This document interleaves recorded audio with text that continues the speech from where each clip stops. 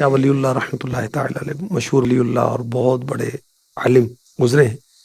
ان کے والد شاہ عبد الرحیم، ان کا واقعہ پیش کرتا ہوں. کہتے ہیں کہ ایک بار بہت شدید بخار ہوا، مجھے لگا کہ بس موت آ گئی. بیماری کی ان ایام میں مجھ پر غنودگی چھائی تو میں نے کیا دیکھا کہ شیخ عبدالعزیز تشریف لائے. فرما رہے ہیں بیٹا، آقا علیہ الصلوۃ والسلام تمہاری عیادت کے لیے تشریف لا رہے ہیں. سبحان اللہ. غالباً اسی طرف سے آئیں گے جس طرح تمہاری چار پائی کی پائنتی ہے، جس پیروں پاؤں کی ہو طرف رہے سے وہ اپنی چار پائی پھیر لو تاکہ تمہارے پاؤں حضور کی طرف نہ ہو. دیکھیے بعد اب با نصیب، یہ جتنے نصیبوں والے نا یہ ادب والے لوگ.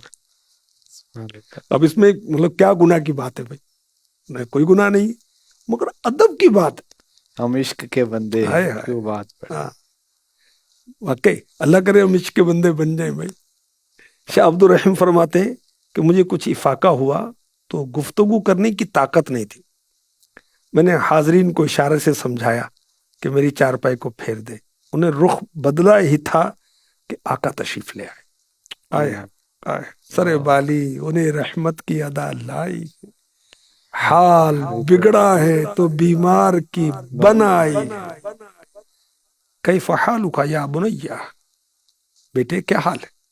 آقا علیہ الصلوۃ والسلام کے اس فرمان پر شاہ عبد الرحیم فرماتے کہ مجھے اتنی لذت آئی، اتنا مزہ آیا کہ مجھے تو وجد آ گیا اور میری عجیب حالت ہو گئی. آقا فرما رہے ہیں کہ بیٹا کیا حال ہے؟ پھر آقا علیہ الصلوۃ والسلام نے مجھے گود مبارک میں لے لی. آپ کی مبارک داڑھی میرے سر پر تھی اور مبارک قمیص سے اب میں رونے لگا. ذوق میں دیوانوں کو رونے سے کام، اس شاک کو رونے سے کام. اچھا پھر کہتے ہیں آہستہ آہستہ میری حالت پرسکون ہوئی. پھر میرے دل میں خیال آیا کہ ایک عرصہ ہو گیا، شوق ہے کہ آقا کے منہ مبارک، داڑھی کے، سر کے بال مبارک مجھے مل جائیں تو کیا بات ہے. کہتے میں نے سوچا ہی تھا.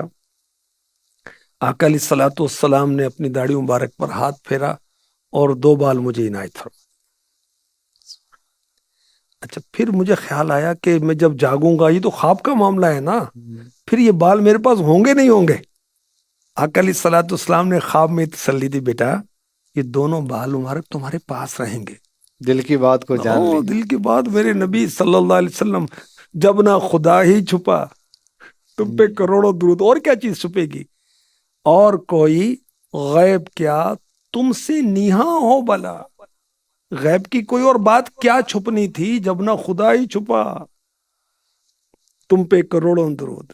اچھا پھر آقا علیہ الصلوۃ والسلام نے شفا یابی کی دعا دی، لمبی عمر کی بشارت دی. کہتے مجھے اسی وقت سکون آ گیا، آرام آ گیا. کہتے میں نے چراغ منگوایا. اب دل میں ہے کہ منہ مبارک کی زیارت تو کروں جو خواب میں عطا ہوئے ہیں، اور وہ منہ مبارک تو نہیں تھے. بڑا میں غمگین ہو گیا. پھر بارگاہ رسالت میں رجوع کیا دل ہی دل میں، تو دیکھا کہ آقا علیہ الصلوۃ والسلام پھر جلوہ فرمائے. فرما رہے ہیں بیٹا ہوش کر، میں نے دونوں مبارک بال تیرے تکیے کے نیچے احتیاط سے رکھ دیے، وہاں سے لے لو. شاہ عبد الرحیم رحمۃ اللہ علیہ فرماتے ہیں میں جاگا، تکیے کے نیچے سے بال میں نے لے لیے. سبحان اللہ.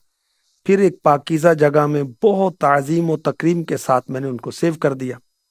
بخار کے بعد کمزوری غالب آ گئی تھی. اب حاضرین یہ سمجھ رہے ہیں کہ موت کا وقت آ گئے، وہ رونے لگے.